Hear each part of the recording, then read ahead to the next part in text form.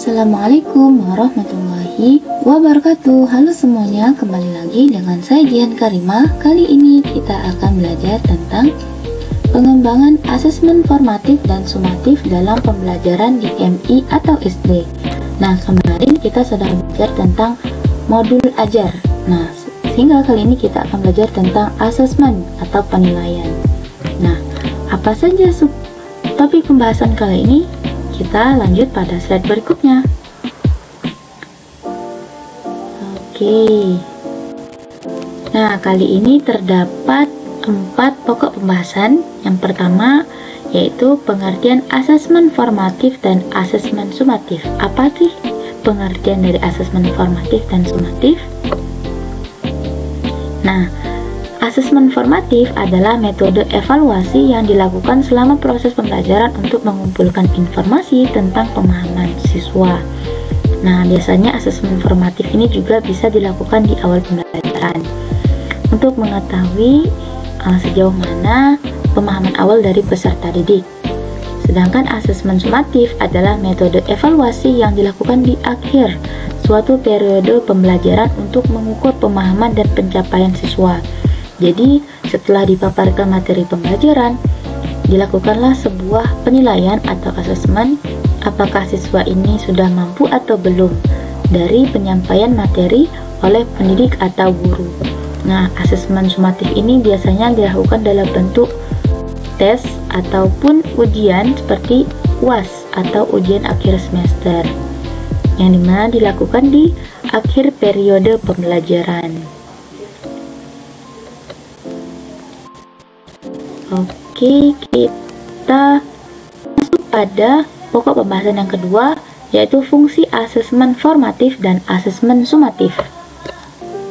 Nah, fungsi dari asesmen formatif adalah memberikan umpan balik yang berguna untuk meningkatkan program pembelajaran, mengidentifikasi dan mengurangi kesalahan yang memerlukan perbaikan.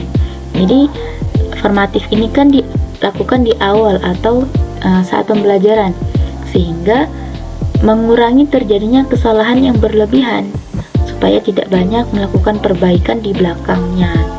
Nah, jadi semisal ada anak yang belum paham materi tentang pembelajaran, maka dilakukanlah evaluasi dan juga refleksi pada saat awal pembelajaran dilaksanakan. Jadi lebih awal dibenahi supaya tidak banyak terjadi kesalahan di akhir pembelajaran.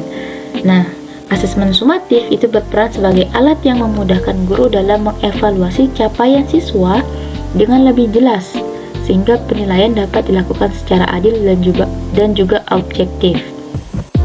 Biasanya asesmen sumatif ini dilakukan dalam bentuk tes. Sejauh mana pemahaman siswa tentang materi pembelajaran yang telah disampaikan. Nah, kita masuk pada pembahasan yang ketiga, bentuk asesmen formatif dan sumatif. Nah, bentuk asesmen formatif, begitu juga sumatif, memiliki 2 jenis, yaitu bentuk asesmen tertulis dan juga tidak tertulis. Nah, contoh dari tertulis itu seperti tes atau refleksi. Jadi, dilakukan secara tertulis, sedangkan tidak tertulis itu seperti diskusi atau tes lisan. Bisa seperti komunikasi antara pendidik dan juga peserta didik. Jadi itu dalam bentuk tidak tertulis. Oke, yang keempat, yang terakhir pokok pembahasan yaitu cara menentukan ketercapaian tujuan pembelajaran atau TP. Nah, jadi ada 3 cara. Yang pertama menggunakan deskripsi, yang kedua menggunakan rubrik, dan yang ketiga menggunakan skala atau interval nilai. Jadi rubrik ini seperti suatu penilaian yang ditentukan spesifikasinya sehingga tidak hanya dalam bentuk satu penilaian saja. Jadi ada berbagai penilaian yang dilakukan oleh pendidik. Bisa menggunakan deskripsi, rubrik, dan juga skala interval nilai. Nah, apakah nilai anak itu baik atau tidak, memerlukan evaluasi atau tidak.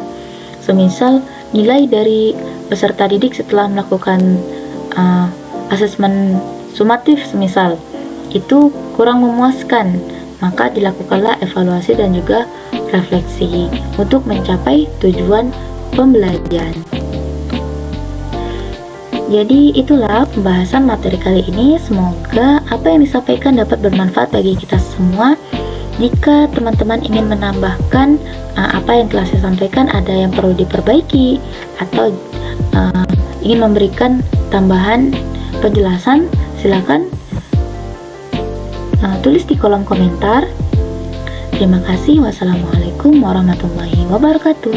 See you on the next video.